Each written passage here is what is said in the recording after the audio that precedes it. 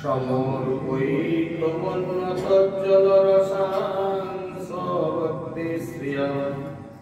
हरिपुरत सुंदर दुति कदम्ब सन्दीपित सदा हृदय कंदरी स्फुरतु श्री सच्चिनंदन वृंदावै तुलसी वै प्रिया वै केशवस्य कृष्ण भक्ति प्रदे देवी सत्वक्ति नमो नमः वंशाकल्पतरुर्भस्य कृपा सिन्धुः एव च पतितानां पावनेभ्यो श्रीगुरु वैष्णवेभ्यो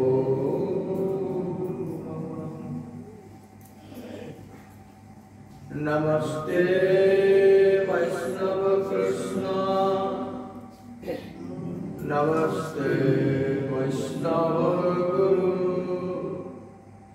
नमस्ते साधु सर्वे समागत गौरभक्तवृन्दे अनाद्य परमाराध्यं शिव शक्ति स्वरूपिणे प्रत्यक्षं सद्गुरुरूपं चिन्मयि परमेश्वरि शिष्यरिति विहारिणि मुक्ति मुक्ति प्रदायिने नमामि श्री गौरीश्वरी दामोदर विनाशिनी बालशक्त सुरगणा सर्वात्मकक्रमे जननत्ता कृता कृत्वा सुष्ठं नमामि गजाननं मर्हापिडाभिरामं मृगमदतिलककञ्जक्सङ्कम्बुकण्ठं स्मितशुभगमुखं सादरेण्यस्तविनं समं शान्तं त्रिभङ्गं रविकरवसनानि भूषितानि वैजयन्तं वन्दे वृन्दावनास्तं युगपतिशतभृत्यं ब्रह्मगोपालवेशं मूकं करोति वचनं वङ्गं लङ्घयतो गिरिं यत् कृपातमहं वन्दे परमानन्दमाधवं नारायणं नमस्कृत्य नरं चैव नरोत्तमं देवीं सरस्वतीं व्यासं ततो जयमुदीरये तुलसीकाननं यत्र पद्मवनानि चूडालो पठनं यत्र तत्र सन्निहितो ग्रन्थे प्रारम्भे गुरि मङ्गलाचरणं साधु गुरु भगवान्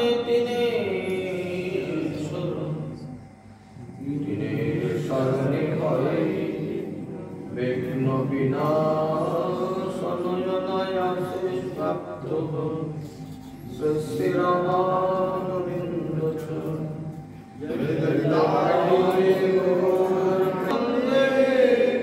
हरे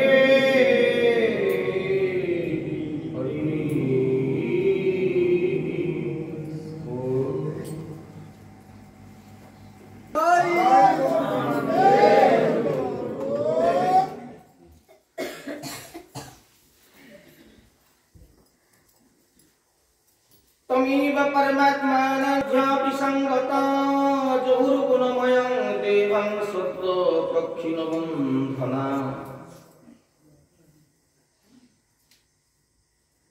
তারা কৃষ্ণের সঙ্গে মিলিত হওয়ার জন্য সেই বাঁশির ধ্বনি শুনে গভীর অরণ্যের মধ্যে তারা এসে উপস্থিত হলেন। গত পরশুকে দেখিয়েছিলাম কৃষ্ণ প্রেমটা কিভাবে তৈরি হয়। আপনারা মন দিয়ে শুনতে থাকুন। এবার এর মধ্যে অনেক বাধা থাকবে, অনেক পরীক্ষা থাকবে। মাস্টার ডিগ্রি উত্তীর্ণ হওয়া অনেক সহজ, কিন্তু একজন কৃষ্ণ ভক্তের কাছে কতগুলো পরীক্ষা দেখুন। গতকালকে কিছু পরীক্ষা দেখিয়েছিলাম।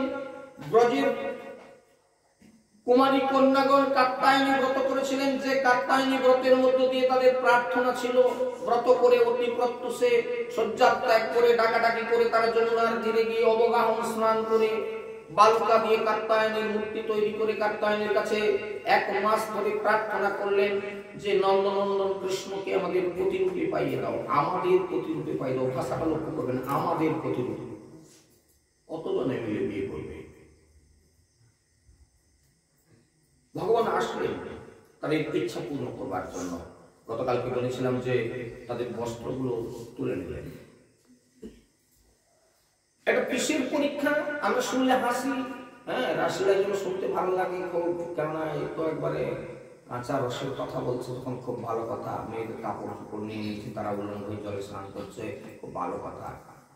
কিন্তু ভিত্তিটা কোথায় সেটা লক্ষ্য করুন। কেন নারীদের সঙ্গে তিনি এইরকম একটা খেলা খেললেন? কারণ হচ্ছে তোমরা যদি আমাকে প্রতিজ্ঞে বরণ করতে চাও, তাহলে তার মধ্যে লজ্জা থাকবে কেন, তার মধ্যে ভয় থাকবে কেন? সেটাকে পূর্ণভাবে মোচন করিয়ে নিলেন।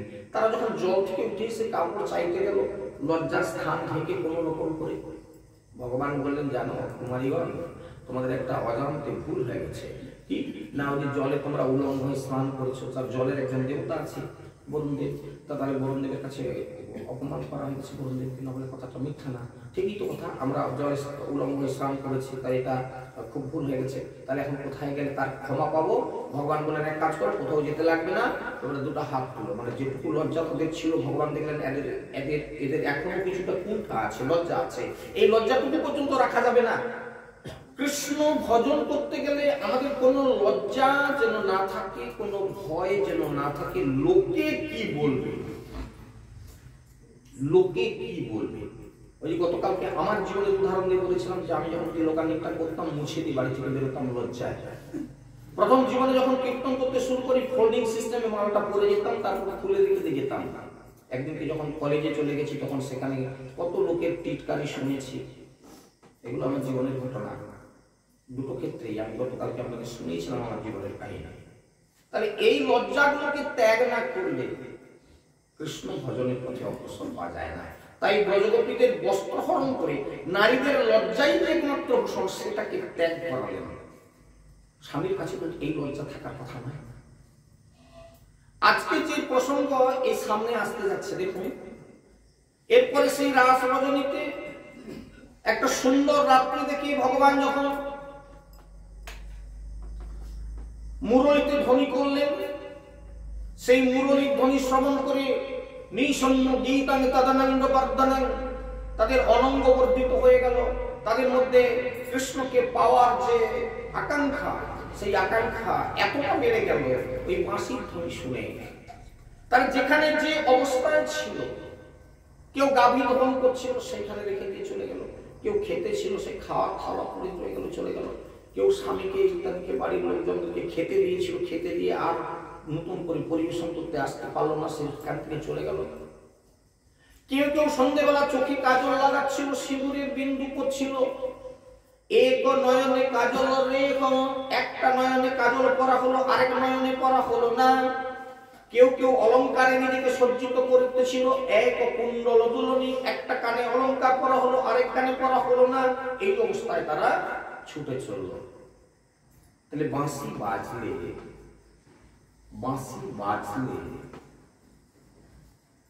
কোনো দিকে আর খেয়াল থাকে না। আমাদের জীবনের বাঁশিটা সেরকম কবে বাজবে? যেদিন কৃষ্ণগত প্রাণ হয়ে কৃষ্ণের জন্য এইরকম উৎকণ্ঠা দিয়ে জীবন যৌবন পরিত্যাগ করে সংসারের বন্ধন ছেদন করে হা কৃষ্ণ বলে শুধু চোখের জলে দিনের পর দিন রাত্রির পর রাত্রি তার চরণে গিয়ে উপস্থিত হব, এইটাই হচ্ছে লক্ষ্য। এই লক্ষ্যে না পৌঁছতে পারলে, এই জন্য রাসের মধ্য দিয়ে ভগবান যে কথাগুলো আমাদেরকে শিখাচ্ছেন সেই কথাগুলো আমি তুলে দেওয়ার চেষ্টা করছি মাত্র। যে মুরলীর ধ্বনি শুনে এইরকম অবস্থায় ছুটে চলল, এক অঙ্গের বস্ত্র আরেক অঙ্গে পরিধান করে, সে ব্লাউজ পরবে তো তাকে মাথায় বেঁধে নিয়েছে, যেটা নিচে পরার কথা তাকে গলায় জড়িয়ে নিয়েছে। কেমন দেখতে লাগবে? কপালে সিঁদুর করতে করতে গালে লেপে দিয়ে কেমন দেখাবে? ভালো লাগবে না? একটা কানে কুণ্ডল দুলছে আরেক কানে নাই, চোখ একটা কালো আরেক চোখে কাজল নাই। এই অবস্থায় তারা ছুটে চললেন কৃষ্ণর কাছে, যেখানে তিনি মুরলী বাজাচ্ছেন। মহারাজ পরীক্ষিত প্রশ্ন করছেন, কৃষ্ণ বিদু পরমে কান্তকে নত ব্রহ্মতয়া মুনে গুণ প্রবাহ পরমস্যায়ং গুণ ধিয়ানি কথম। কৃষ্ণকে তো গোপীগণ পরম প্রিয় বলেই জানতেন, তাকে তো তারা ব্রহ্ম বলে চিনতে পারেনি। তবে এই অবস্থায় তাদের ক্ষেত্রে গুণপ্রবাহ এই সংসারের নিবৃত্তি কি করে হওয়া সম্ভব?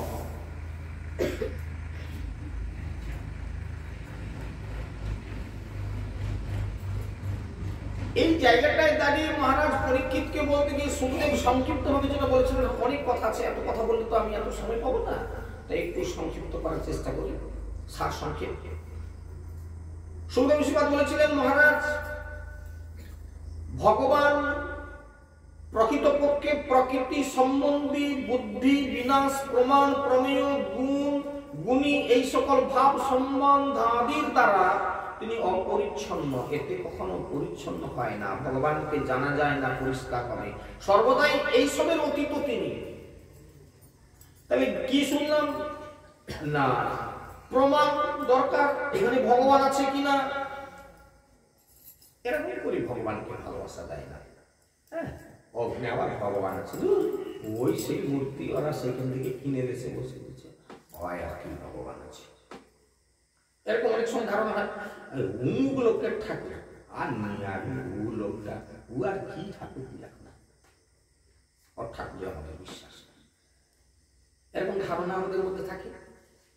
আছে কিনা একটু আপনারা মনন করে যান, এই জায়গাগুলো আপনাদের একটু টুকটুক করে তুলে দিচ্ছি, আপনারা একটু ভাবনা, সব ভাবনা আপনাদের, আমি শুধু জায়গাগুলো দেখিয়ে দিচ্ছি, আপনারা ভেবে ঠিক করুন। প্রমাণ প্রমেয় গুণ গুণী, আমরা কোন বৈষ্ণবকে দেখি ওই তো এরকম বাবাজি, তুমি ওদের কথা বাদ দে, ওরে বৈষ্ণব চিনিতে না রে দেবের শপথি, দেবতারা পর্যন্ত চিনতে পারে না, তুমি কি প্রকারে চিনবে? ভেবো না যে এ কি করে, ও কি জানে, কি যে কি জানে। আপনারা ভাবছেন আমি কোন উচ্চ আসনে বসে আছি বলে আমি সব জানি, আপনারা কিছু জানেন না, এটা তো আমার ধারণা, আমার তো এরকমই অহংকার হয় বলে এরা কিছু জানেনি, ওই জন্য আমার কাছে বসে আছে। ওরে বাপ, এই কথা জীবনে কোনোদিন মনে করিস না। এই জন্য কীর্তনের আসরে যান আর পাঠের আসরে যান, বড় বড় কীর্তনীয়রা যারা নিশ্চিত ভাবে আমাদের পূজার যোগ্য, তারাও এসে কি করে, আগে প্রণাম করে নেয়। কেন করে? ও 100% জানে যে আমার থেকে গুরুজন এখানে বসে আছে, কে আছে সে কথা বলা যাবে না। আমিও জানি যে আমার থেকে অনেক জ্ঞানী গুণী আপনাদের মধ্যে এখানে বসে আছে, কে আছে বলা যাবে না, ও তো ঈশ্বর জানে। সেই জন্য আগে প্রণামটা করে নিতে হয়। হ্যাঁ, সবাইকে আগে প্রণামটা জানিয়ে নিতে হয়। তদ্বৃদ্ধি প্রণিপাতে ন, ওই প্রণিপাত থেকেই তোমার শ্রীবৃদ্ধি শুরু হবে।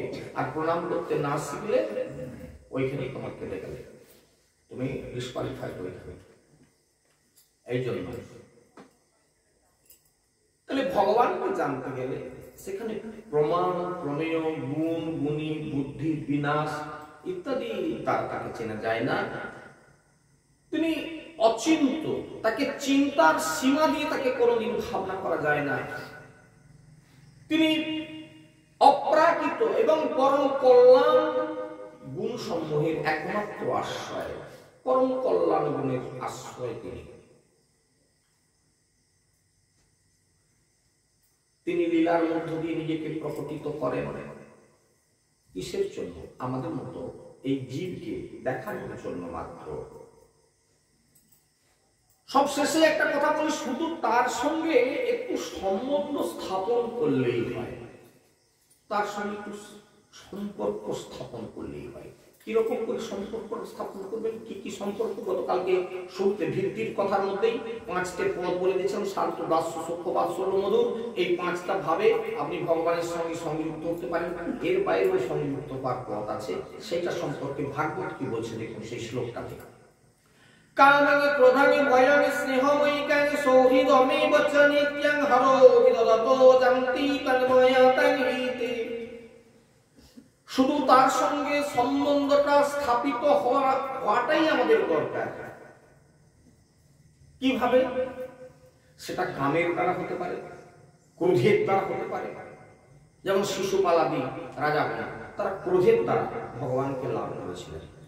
সবসময় তাদের চিন্তা থাকতো কৃষ্ণকে কাছে পেলে আমি তাকে দেব। হ্যাঁ, ভয়ের দ্বারা।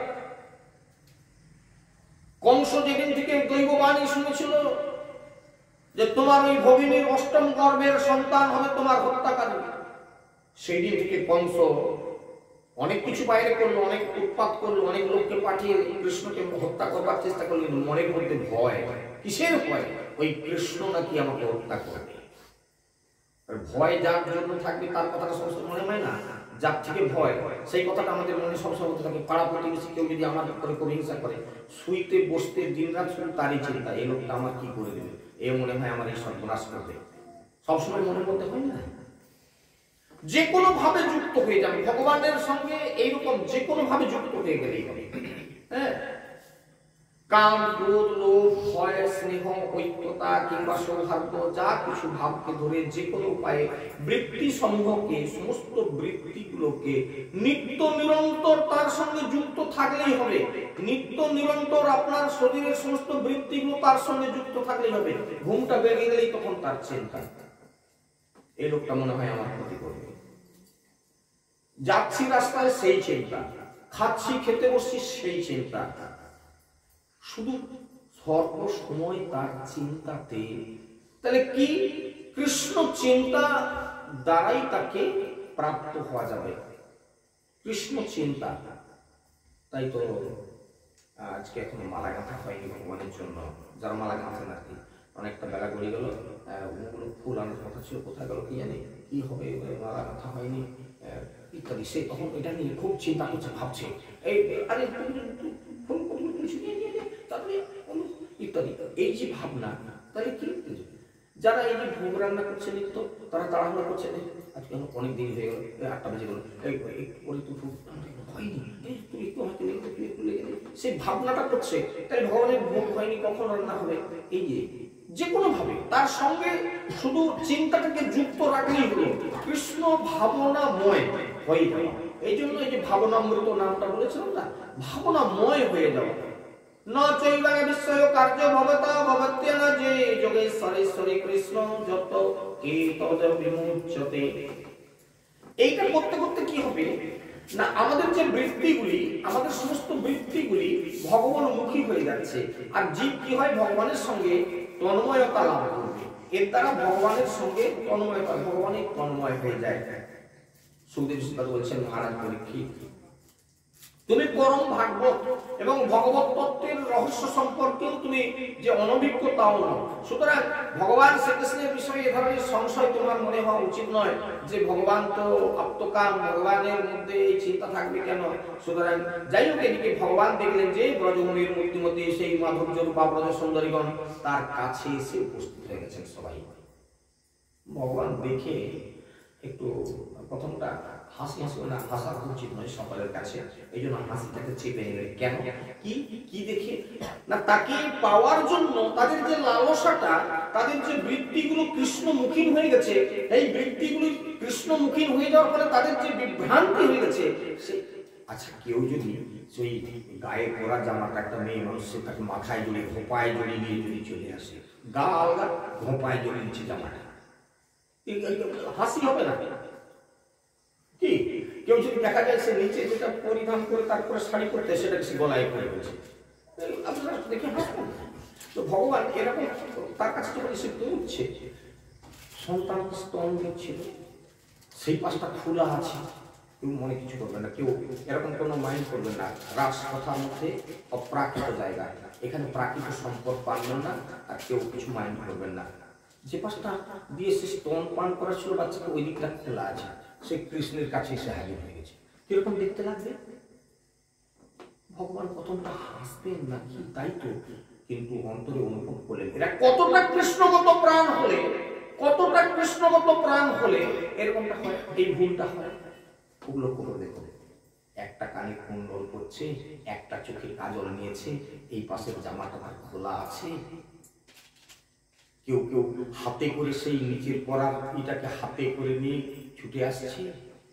এটা কতটা তন্ময়তা হলে এই ভুলটা হতে পারে? খুব গভীরভাবে আপনারা মনন করতে থাকুন, মননটা আপনাদের। তাহলে কতটা কৃষ্ণগত প্রাণ হলে যে এটা করতে পারে, কৃষ্ণ সেটা অনুভব করে নিয়েছেন। তাই ভগবান তাদেরকে দেখে এক মৃদু হাস্য সহকারে তাদেরকে যে কথাটা বললেন, প্রথম কথাটা খুব সুন্দর, বেদব্যাস রচনা করছেন, কি বলছেন? স্বাগতং ভো মহাভাগাৎ প্রিয়ং কিং করবানিব ব্রজস্যানাম বিয়াং কশ্চিৎ ব্রুতাগমন কারণম। তারা যে দ্রুত আসতে গিয়ে, মানে তাড়াতাড়ি ছুটে আসতে গিয়ে যে তাদের এই ভুলগুলা হচ্ছে, সেটা দেখেই বোঝা যাচ্ছে। একটা চোখে কাজল পড়ছিল, আর একটা চোখে পড়তো কি না, কি গো মা, কি বলেন আপনারা? একটা চোখে কাজল পড়তো, কেউ কি দু চোখেই পড়তো, কিন্তু তাড়াতাড়ির কারণে পড়ার হয়। এক কুণ্ডল দোলনী কানে কি মা একটা কেউ পরে, দুটাই পড়তো, তাড়াতাড়ি ছুটে আসবার জন্য সেটা পড়া হয় না। এই দিকটা একটা ভুল লাগালে হতো, সেটাও লাগানো হয় না, সময়ের অভাবে। এমন তাড়না, কিসের তাড়না? কাকে পাওয়ার এত বাঞ্ছা? তাহলে কৃষ্ণের সঙ্গে মিলিত হওয়ার যে প্রকট ইচ্ছা, সেই ইচ্ছাটা যে এতটা প্রকট, সেটা বুঝতে পারা যাচ্ছে এদের এই শরীরের পরিচর্যা থেকেই বোঝা যাচ্ছে। ভগবান এত চতুরের ছিলাম, কি সুন্দর একটা কথা বললেন, স্বাগতং ভো মহাভাগা, হে ব্রজের সুন্দরীগণ, সুস্বাগতম, তোমাদেরকে স্বাগত।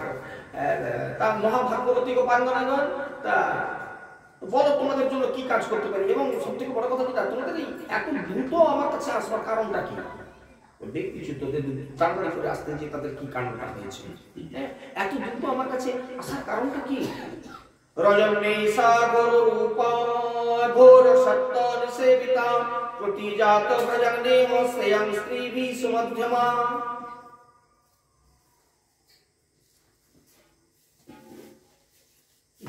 তোমরা এলে, সময়টা রাত্রিকাল, রাত্রি এখন। আপনাদের একটা প্রাকৃত উদাহরণ দিয়ে দিই। গতকাল কি উল্লেখ করেছিলাম, আমাদের মনে আছে দেখুন, যে ভগবান কৃষ্ণ গোচারণ করে এসে মা তাকে আদর যত্ন করে খাইয়ে ঘুম পাড়িয়ে দিয়েছিল বারান্দায়, 7 বছরের ছেলে। আর চাঁদটা যখন ঝিকমিক করে উঠল শারদীয় রাস পূর্ণিমার দিন, গাছের উপরে উঠে গেছে, মানে রাত্রিটা তখন সন্ধ্যে 7টা এরকম একটা মোটামুটি হবে, আমি আপনাদের ধারণা দিচ্ছি। চিকমিক করে গাছের ডালপালার মাঝখান দিয়ে মুখে এসে আলোটা পড়াতে ঘুমটা তার ভেঙে গেল, এবং সুন্দর রাত্রি দেখে ভগবান কৃষ্ণ বাঁশিটা নিয়ে বনে চলে গেলেন, এবং সেখান থেকে মুরলী বাজালেন। মুরলী ধ্বনি শুনে ব্রজের সুন্দরীরা সেখানে গিয়ে উপস্থিত হলো। এখন রাত্রি কটা, একটা ধারণা আপনাদেরকে 8টা 8:30 এরকম। যদি আমরা প্রাকৃত জগতের সঙ্গে একটু সম্পর্ক রাখছি, এই কারণে আপনাদের ধারণাটা ওঠানোর জন্য। একটা মেয়ে মানুষ রাত্রি 8:30টার সময় গভীর বনের মধ্যে এইরকম অবস্থায় যদি পৌঁছে যায়, কি বলবেন?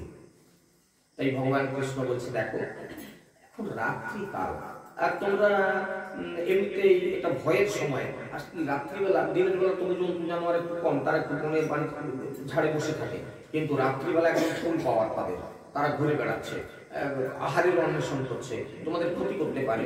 হ্যাঁ, তাছাড়া রাত্রিবেলা ধরুন আরো কিছু এরকম ঘুরে বেড়াবে, মানে না। হ্যাঁ, সেজন্য তোমাদের এই রাত্রিকালে এখানে আসাটা উচিত হয় না। তো সুতরাং এই সুন্দরীগণ, তোমাদের পক্ষে এখানে অবস্থান করাটা একেবারেই ভালো হবে না, উচিত হবে না। তোমরা দ্রুত ব্রজে ফিরে যাও। কথাটা খুব মন দিয়ে শুনবেন যে তুমি ডেকেছো বলেই তো না এসেছি। এবার আপনাদেরকে একটা প্রাকৃত উদাহরণ দিই। আপনি করলেন কি, বাবাজি আপনাকে খুব ভালো লাগলো ব্যাপারটা শুনে, আমাদের বাড়িতে একদিন আসুন না। কবে যাবো?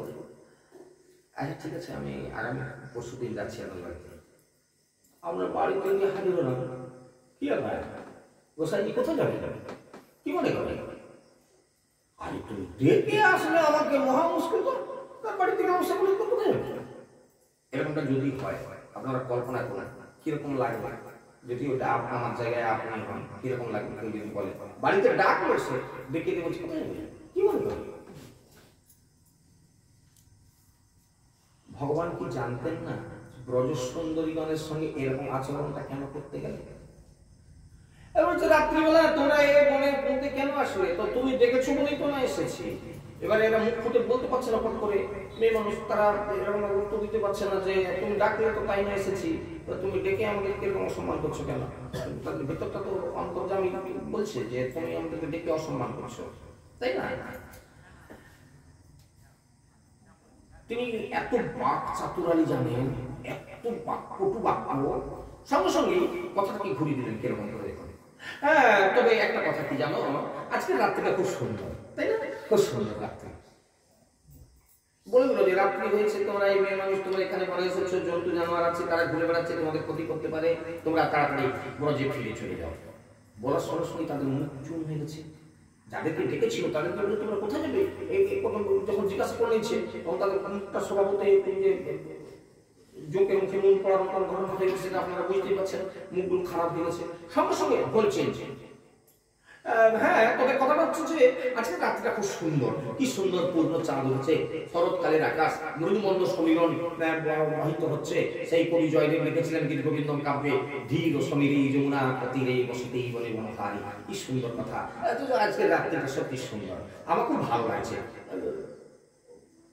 গাছে গাছে ফুল ফুটছে, কি সুন্দর মধুর একটা সমীরণ প্রবাহিত হচ্ছে, আর বায়ুমণ্ডলের মধ্যে সেই সব প্রস্ফুটিত ফুলের একটা গন্ধ কি সুন্দর ভেসে আসছে, সত্যি ভালো লাগছে। আর কি না, চাঁদের কিরণটা এত কোমল কোমল, দেখবেন একটু খোলা বারান্দায় যদি এই যে ঘুমাচ্ছেন, হয়তো দেখবেন যে স্নিগ্ধ একটা গ্রীষ্মকালে আপনি হয়তো চেলা ছাদে বা এরকম বারান্দায় ঘুমাচ্ছেন, দেখবেন যে সে চাঁদের কিরণটা এত সুন্দর লাগছে। সারাদিনের যে তাপ, সেই জন্য তাপ চলে গেছে, একটা যেন মৃদুমন্দ একটা হালকা ঠান্ডা মনে হচ্ছে, আর সেই চাঁদের কিরণটা যেন মনে হচ্ছে খুব কোমল, এত ভালো লাগছে, মনে হচ্ছে যেন আমি এখন না ঘুমিয়ে একটু বরং এই চাঁদের কিরণে চেলা ছাদে বা কোনো একটা ফাঁকা জায়গায় ঘুরে বেড়ালে আমাকে ভালো লাগবে। এরকম অনেক লোকের নেশা আছে। আমার সঙ্গে এরকম দেখা হয়েছিল একদিন, আমি একটা জায়গায় প্রোগ্রাম করে বাড়ি ফিরছি রাত্রি 1টার সময়, জ্যোৎস্না রাত্রি, এরকম মনে হচ্ছে যে পূর্ণিমার পরের দিন ছিল বোধ হয়, রাত্রি 1টা। সে পরিচিত একজন, অনেকগুলো বাড়ি, তো সে রাস্তায় আপনি, আমি হঠাৎ দাঁড়িয়ে গেলাম, আপনি আপনি কোথায় ছিলেন? আমি বললাম যে এরকম একটা প্রোগ্রাম ছিল, আমি আসছি। আপনি এত এত সুন্দর লাগছে, ঘুম আসলো না, আমি একটু রাস্তায় রাস্তায় ঘুরি।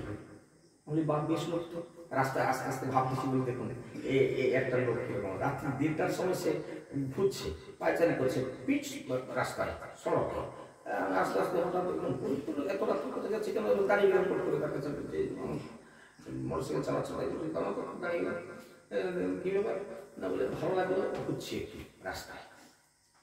আজকে মিলিয়ে নেন সেই কথাটা, চারিদিক চাঁদের কিরণে ভেসে যাচ্ছে, বনভূমি নিজের হাতে যেন নিজে রঞ্জিত করেছে, কে প্রকৃতি আজ কত সুন্দর, হ্যাঁ, চারদিকে ধীর সমীরণ ভাবছে, জ্যোৎস্না বিধৌত রাত্রি, আর সেই তরুরাজি যেন প্লাবিত হয়ে যাচ্ছে সেই চাঁদের কিরণে, খুব সুন্দর।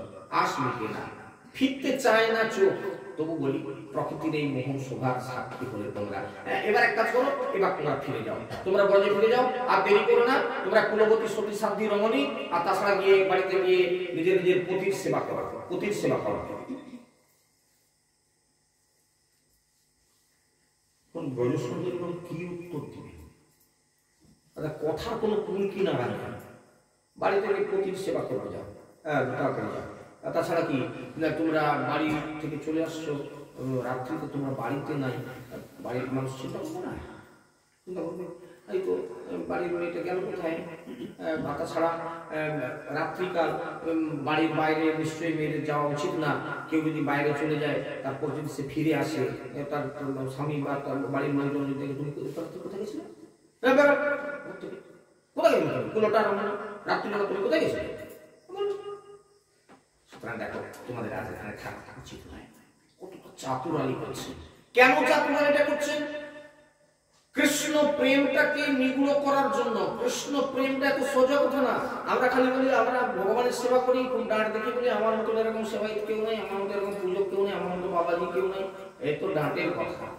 কতটা ডাঁট তোমার ঠিক সে তো ভগবান জানে। তুমি বাবাজি খালি ফুলটা ফিকে দিয়ে ছুটে পালাতে পারলো দেখি, নিজের ধান্দায় আছে কি? আমরা তো সেরকমেরই লোক, তাই না? ভগবানের কাছে কিন্তু টেস্ট হয়ে যাচ্ছে কিরকম দেখুন। ব্রজ সুন্দরীগণ এতটা দ্রুত ছুটতে গিয়ে তারা এসব ভুলভাল ভাবে তার কাছে গিয়ে পৌঁছলো। তার কাছে পৌঁছতে সে তাদের সঙ্গে এরকম ছলা কলা করছে, তোমরা ফিরে যাও, বাড়িতে গিয়ে পতির সেবা করো। অথবা যদি আমার প্রতি গভীর অনুরাগ বশবর্তী হয়েই যদি এসে থাকো, তাও খারাপ কিছু হয়নি। এটা ঠিক যে আমাকে দেখে পশু পক্ষীরা পর্যন্ত সবাই মাথা মতো করে নেয়, তারা আমাকে আদর করে, আপ্যায়ন করে। কারণ ভগবানের অনেক ছবি দেখেছেন যে গরুগুলো গাভী তাকে চাটছে, আর গাভীকে দেখবেন তার গায়ে ঠেস দিয়ে দাঁড়িয়ে আছে, কি সুন্দর মুখটা তার উপর দিকে তুলে দিয়ে। আমাকে দেখলে এমনিতে সবাই আদর করে। সুতরাং তোমাদের কিছু ভুল হয় না। কি সুন্দর বিভিন্ন পাশ দিয়ে কথাবার্তা বলে। আর দেখো একটা কথা বলি, তারা না বলতে বলতে কথাগুলোকে কিরকম চেঞ্জ করে দিচ্ছে। দেখুন, দুঃশীল দুর্ভাগ বৃদ্ধ জড় রোগ্য ধনগোপী বা পতি স্ত্রী ভীর্ণত্রব্য লোকে সুভীর পাতকি। আচ্ছা, আমি এবার একটা প্রাকৃতিক ধারণা দিই। এরা কৃষ্ণের কাছে ছুটে চলে গেল বাঁশির ধ্বনি শুনে। স্বভাবতই আমাদের জগজগৎ যে চিন্তাটা, প্রথম চিন্তা নিতে পারে একটা পরপুরুষের দিকে ছুটছে, তার মানে নিজের ঘরের লোকটা তার ভালো নয়, পছন্দ নয়। সে হয়তো বুড়া, তার দাড়ির চুল পেকে গেছে বলে সেই জন্য সে একটা ভালো ছোকরার দিকে যাচ্ছে বলে মনে হয়, এরকম ধারণা। হয়তো তার স্বামী রুগ্ন, রোগগ্রস্ত হয়ে গেছে বলে ওই জন্য একটা ভালো ফ্রেশ ছোকরার দিকে ছুটতেছে। অথবা সে বলতে পারে এ বোধহয় টাকা পয়সার দিকে খুব ধনী নয়, সেই জন্য ধনী ছেলের পিছনে লাইন দিতে ছুটছে। বিভিন্ন কথা বলতে পারে। ধারণাগুলোকে একটু আপনারাও যেরকম ভগবান কৃষ্ণ চেঞ্জ করছে, আপনারা ধারণাগুলো চকচক চেঞ্জ করতে থাকুন। ঠিক এই ধারণার বশবর্তী হয়ে ভগবান কৃষ্ণ আগে থেকেই তাদেরকে বলে দিচ্ছেন, দুঃশীল দুর্ভাগ বৃদ্ধ জড় রোগ্য ধনহপি বা পতি স্ত্রীর নত্যব্য লোকে সুভীর পাতকি। বলে দেখো সুন্দরীগণ, কোন স্ত্রীর পক্ষে উপপতির সেবা করাটা সর্বতভাবে নিম্ননীয়। স্বামী যদি বৃদ্ধ হয়, স্বামী যদি দেখতে খারাপ হয়, সে যদি রোগগ্রস্ত হয়, তা সত্ত্বেও কখনো নিজের পতিকে ত্যাগ করে উপপতির ভজন করা উচিত নয়। ভগবান কৃষ্ণ যখন ধরে নিচ্ছেন যে তোমরা উপপতির ভজনা করবার জন্য আমার কাছে এসেছো, মানে তাদেরকে কিরকম ঘা দিয়ে দিচ্ছে। এই আঘাত বারে বারে, এই আঘাত না পেলে কখনো নিখাত হওয়া যায় না। সোনাটাকে যেমন যত পোড়াবে না তত খাদগুলো বেরিয়ে যাবে, তত সোনাটা নিখাত হয়ে যাবে, ঠিক তেমনি প্রেমের মধ্যে যদি এইরকম না থাকে, কৃষ্ণ প্রেম বিশেষ করে, জড়জাগতিক প্রেমের কথা তো ছেড়ে দেন, জড়জাগতিক প্রেমের মধ্যেও এরকম কিছু ঘটনা থাকে, ওঠা পড়া থাকে, মান অভিমান থাকে, রাগ বসা থাকে। রাগ বসা না থাকলে প্রেম কখনো জমে না। ঠিক কৃষ্ণ প্রেমের মধ্যে ভগবান কৃষ্ণ সেইরকম কিছু জায়গা, কিছু প্লট তৈরি করে দিচ্ছেন নিজে নিজে, যে জায়গাগুলো না থাকলে কৃষ্ণকে নিগুড়ভাবে ভালোবাসা যায় না। সেই জায়গাগুলো কি করে তৈরি করছেন নিজে দেখুন, নিজে তৈরি করে দিচ্ছেন সেই জায়গাগুলো। তাহলে ব্রজ সুন্দরীগণ তোমাদের এটা ঠিক হয়। তোমরা যদি আমাকে ভালোবেসেই এসে থাকো, আমাকে ভালোবাসাটা তোমাদের ঠিক না। এই রাত্রিবেলা তোমার নিজের পতিকে ছেড়ে এসেছো, বিয়ের শৃঙ্খল উন্মোচন করে বাড়িতে তোমার ছেলে কাঁদছে, গাভী দহন হয়ে যাচ্ছে, গরু ডাকছে, মানে গাভী দহন করা হয়নি অনেকক্ষণ, তারা ডাকছে, এরকম একটা অবস্থায় তোমাদের এখানে আসা উচিত নয়। আর তাছাড়া রাত্রিবেলা তোমরা যে ঘরের দুয়ারটা আলগা করে চলে আসলে, কেউ জানেনি হয়তো, চোখ ঢুকে যাবে বা বিভিন্ন কুকুর ঢুকে হাঁড়ি মারতে পারে, এমন তো হতে পারে। এই কাল সকালবেলা এবারে উঠে কিরকম লন্ডভন্ড হয়ে পড়বে, যাও যাও তোমরা ফিরে যাও। তাছাড়া চলছে আরো বিশেষ কথা এই যে আমার শ্রবণাদ দর্শনাদ ধ্যানানুময়ী ভবনুকীর্তনা ন তথা সন্নিকর্ষে ন প্রতিজাত তত গৃহাণ। কি সুন্দর বচন ভাঙ্গিমা। যে আরো বিশেষ কথাই যে আমার রূপ গুণ লীলাদির দর্শন শ্রবণ কীর্তন এবং ধ্যানের দ্বারা, খুব মন দিয়ে শুনবেন, ধ্যানের দ্বারা আমার প্রতি যে অনুরাগ ভক্তি জন্মায়, এই মনুষ্য দেহ ধারণ করে বর্তমানে আমার সান্নিধ্যে সেটা হয় না। সুতরাং তোমরা এখন নিজের নিজের ফিরে যাও। কতটা বুঝতে পারলে দেখুন। আমার স্মরণ মনন কীর্তন এবং ধ্যানের দ্বারা আমাকে, আমার প্রতি যে দৃঢ় অনুরাগ দৃঢ় ভক্তি জন্মায়, যেটা আমার সান্নিধ্যে হয় না। গতকালকে উদাহরণটা দিয়েছিলাম, যদি মনে রেখেছেন কেউ কেউ, ভালো কথা, আজকে আবার একবার তুলে দিই। স্বামী বিদেশে থাকে, বাড়িতে থাকে না। যাদের স্বামী বিদেশে থাকে তাদের স্ত্রীরা কি করে? স্বামীর কথা কি ভুলে থাকে গো তারা? প্রত্যেক দিন, বিশেষ করে অন্তত তারা যখন ঘুমাতে যায়, সারাদিনের কাজকর্ম সেরে অবশ্যই তার কথা মনে পড়ে। তারা কি করে না, সেই সময়টাকে তারা কাটাবার জন্য সেই স্বামীর হয়তো একটা ছবি বাড়িতে রেখে দিয়েছে, সেই ছবিটাকে নিয়ে এসে দেখে, তাকে বুকে জড়িয়ে ধরে তার মানে কাছে পাওয়ার যে অনুরাগ, সেই অনুরাগটা তারা যেন সেখানে সামলায়। তুমি কবে আসবে ইত্যাদি ইত্যাদি, তাকে জড়িয়ে টড়িয়ে ইত্যাদি এই করতে করতে হয়তো বুকের উপরে রেখে দিয়ে ঘুমিয়ে পড়ে। কতদিন? যতদিন স্বামী দেশে না ফেরে।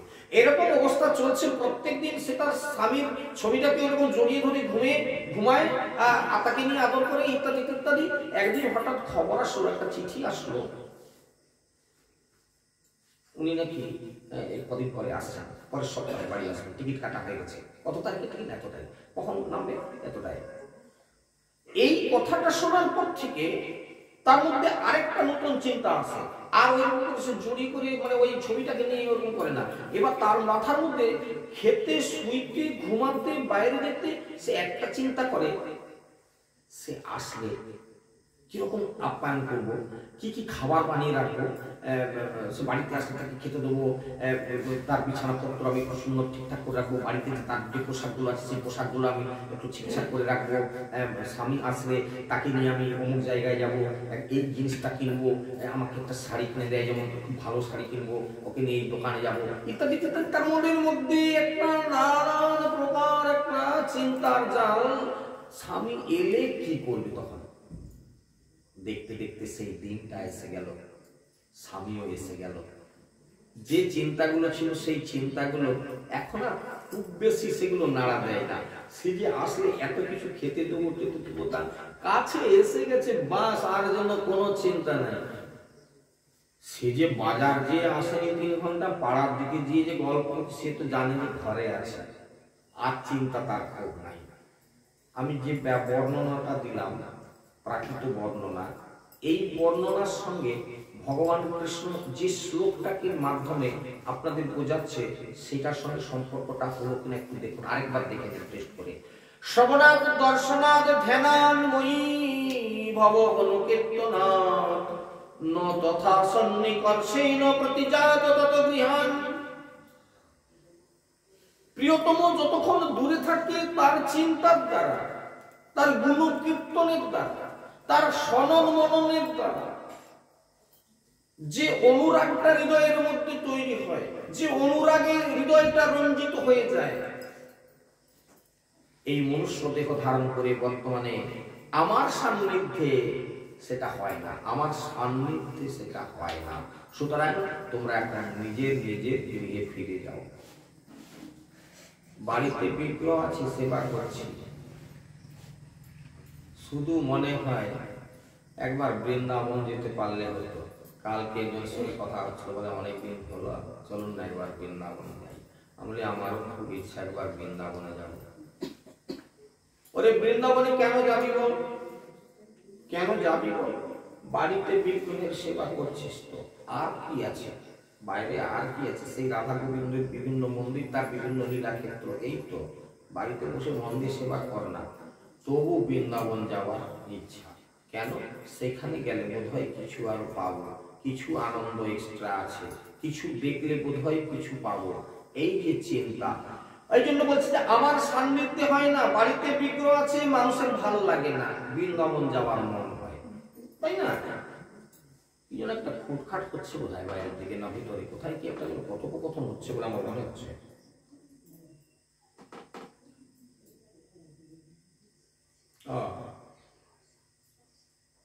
রান্নাঘরে কথোপকথন,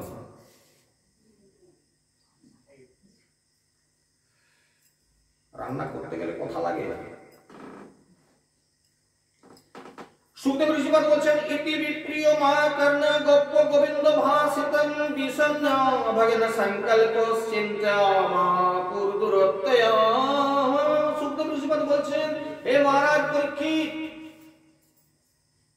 ভগবান গোবিন্দের এই মর্মভেদী অপ্রিয় বচন শুনে, অপ্রিয় বচন, তুমি ডেকেছিলে, তোমরা এসে গেছো, আসো আসো, তোমাদেরকে পেয়ে আমি আজকে খুব খুশি হলাম, ইত্যাদি যদি বলতো তাহলে ভালো লাগতো।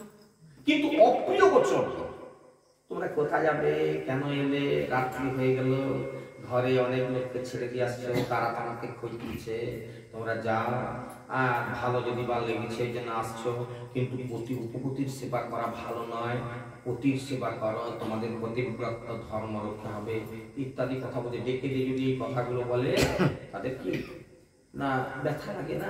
সেজন্য বলছে যে ভগবান গোবিন্দের এই মর্মভেদী অপ্রিয় বাক্য, শুধু কম অপ্রিয় বাক্য নয়, মর্মভেদী, হৃদয়টা বিদীর্ণ হয়ে যাচ্ছে। তুমি এমন করে ডাকলে, নিঃসম্ম গীতম তদনঙ্গ বর্ধনম, তুমি রাত্রিবেলা এমন একটা গীত করলে যে গীতের দ্বারা আমাদের অনঙ্গ বর্ধিত হয়ে গেল, তোমাকে পাওয়ার আকাঙ্ক্ষা এত হয়ে গেল যে আমাদের কোনো বাধা আমরা মানতে পারলাম না, সবকিছু ত্যাগ করে চলে আসলাম। তারা যে সংকল্প নিয়ে এসেছিল, কিসের সংকল্প? যে আশা নিয়ে এসেছিল, যে সংকল্প করে এসেছিল, সব এক মুহূর্তে যেন জ্বলে পুড়ে সব ছাই হয়ে গেল। এখন তারা কি করবেন, কি বলবেন, কিছু যেন ভেবে পাচ্ছিল না। অকাপ অকুল সমুদ্রে তখন অসহায়ের মতো তারা হাবুডুবু খেতে লাগলো। কি ভেবে এসেছিল?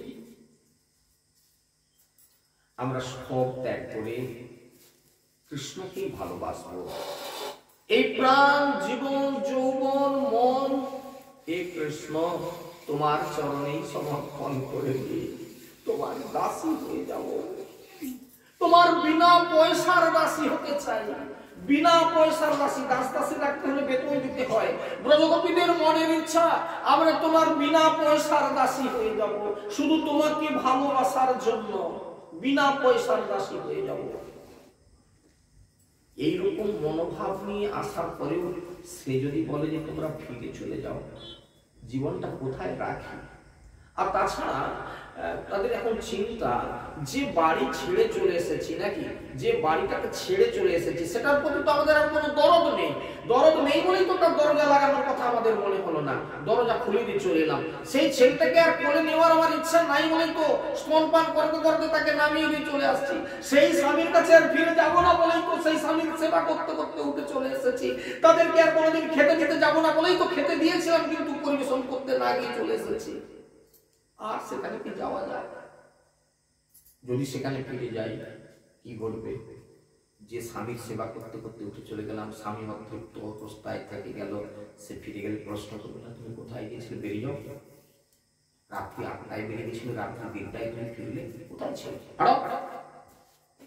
বলবে ঘরের দরজা লাগাওনি, কোথায় গিয়েছিলে, যাও বেরিয়ে যাও।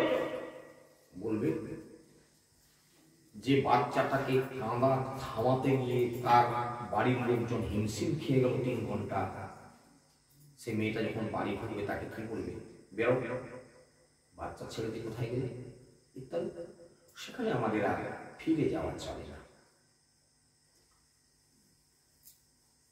যার জন্য তাদের জীবনের সমস্ত সুখের আশা, সব কামনা বাসনা পরিত্যাগ করে এসেছেন, সেই সব প্রিয়তম শ্রীকৃষ্ণেরই মুখ থেকে এইরকম নিষ্ঠুর কথা শুনতে হবে, তারা কোনোদিন স্বপ্নেও সে কথা ভাবেননি। তাই এখন তারা বুক ফাটা দুঃখের নিঃশব্দ ক্রন্দন একমাত্র তাদের সম্বল। তারা দাঁড়িয়ে আছে, মাঝে মাঝে বড় বড় নিঃশ্বাস ফেলছে, মাঝে মাঝে পায়ের নখ দিয়ে ভূমিতে আটছিরা কাটছে, চোখ দিয়ে টপ টপ করে জল পড়ছে। এত সুরের পরেও শেষ চেষ্টা হিসাবে তো তাদেরকে কিছু বলতে হবে না। কি করবে তারা? সব ছেড়ে দিয়ে চলে আসছি, এখন কি করব?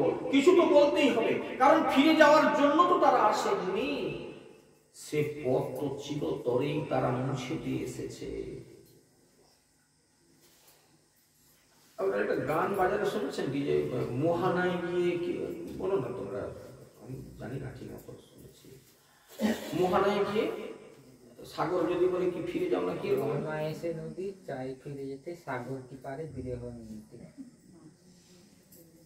একটা হড়বড় বললো, ঠিক একটা বুঝতে পারলাম না। সুতরাং যদি এখন সমুদ্রে পড়তে গিয়েছে, একদম মোহানায় চলে গেছে, তাকে যদি বলে নদী তুমি ফিরে যাও, কোনোদিন সম্ভব হবে? নদীর জল যেটা গড়িয়ে চলে গেছে সমুদ্রে, সেই জলটাকে যদি বলে তুমি না, তুমি তোমার নদীতে ফিরে যাও, সেটা সম্ভব না। আর গতকালকে একটা উদাহরণ দিয়েছিলাম আপনাদের, আশা করি মনে আছে। ধানটাকে যদি সেদ্ধ করে দেন, ওই ধানটা আর কোনোদিন আকুল হবে না। ওটাকে যদি একটু খোলায় লেড়ে দিয়ে ভেজে ভেজে করে ভাজা ভাজা করে দেন, ওটা জীবনে আর কোনোদিন আকুল হবে না। ঠিক তেমনি এরা তো বেরিয়ে চলে আসছে, এরা সেখানে আর ফিরে যাবে না কি করে? তা সত্ত্বেও ব্রজগোপীগণ কিছু কথা বলতে আরম্ভ করলেন। কিছু বলতে হবে, না উপায় নাই এখন আমাদের। আমরা এখন যাবো কোথায়, এই কথাটাও তোমাকে বলি। আমরা তো ছেড়ে চলে আসছি, সেই জায়গায় আর ফিরে যাওয়া যাবে না, সে কথাটাও তোমাকে বলে দেখি সে কি বলে।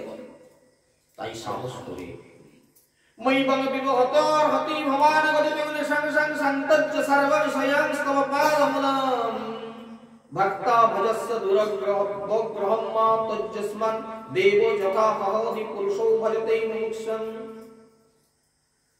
ব্রজগোপী বললেন, ওগো বিভু, ওগো সর্বব্যাপী, ওগো নিখিল জীবের অন্তর্বাসী ভগবান, আমাদের হৃদয়ের সংবাদ তোমার কি অজানা? আমাদের হৃদয়ের সংবাদটা কি? আমাদের মনের কথা কি তুমি জানো না? ওগো হৃদয়ের স্বামী, তুমি যে সমস্ত লোকের হৃদয় জানো, তুমি যে সর্বন্তর জানো, আমাদের মতো এই দুই বলা ব্রজগোপীদের অন্তরের কথা কি তোমার জানা? এমন হৃদয়হীনের মতো নিষ্ঠুর কথা তাই তোমার মুখে শোভা পায় না।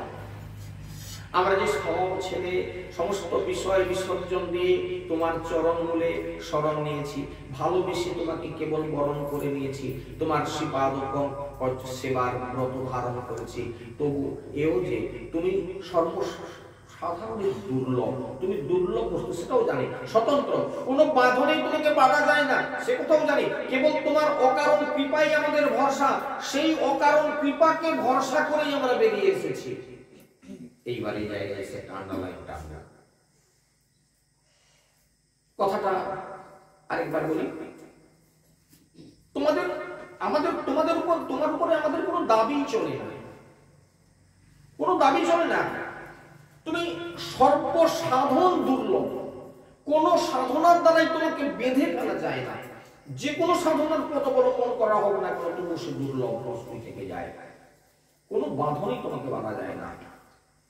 কিসের উপরে ভিত্তি করে তাহলে সব ছেড়ে চলে যাবে?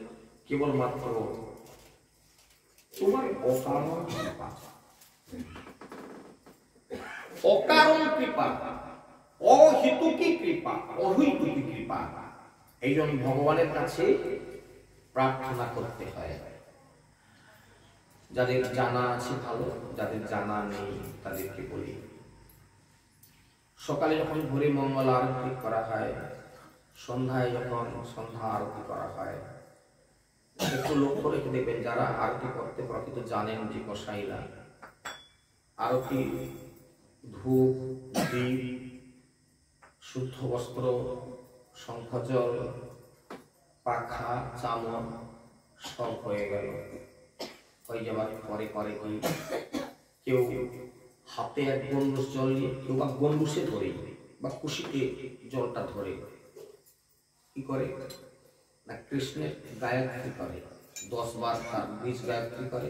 গায়ত্রীটা করার পর এবার সে স্মরণ করে 3টে কথা, প্রভু তোমার চরণে যেন আমার ঐকান্তিক মতি হয়। একবার দিয়ে দেয় জলটা, আরেকবার জল নিল গন্ডুসি করে বা হাতে করে, প্রভু তোমার চরণ সেবার আমাকে দাস করে নাও, ওটা দিয়ে দিল। তৃতীয়বার যেটা নিল, তোমার চরণে যেন আমার অহেতুকী ভক্তি জন্মায়।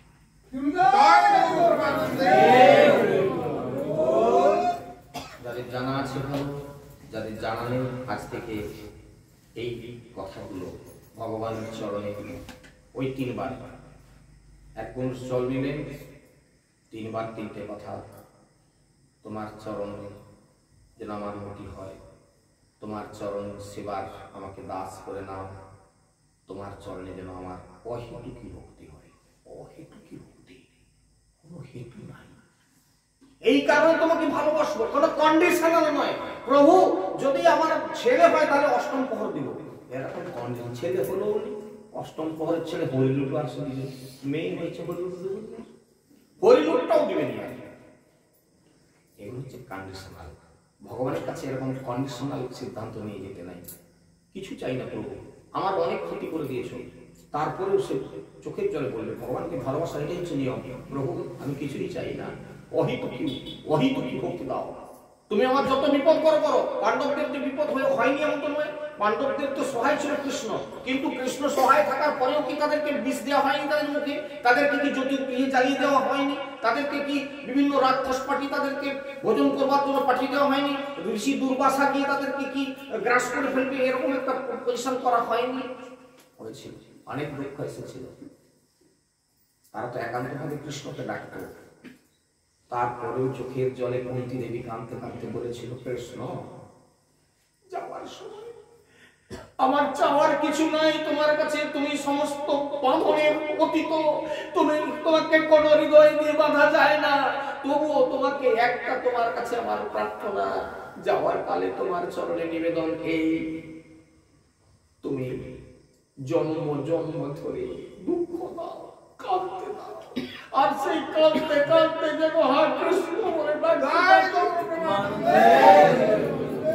তাহলে কি আমরা হলে কি বলবো? প্রভু তুমি আমার এরকম সর্বনাশ করলে, প্রভু আমার এরকমটা করে দিলে।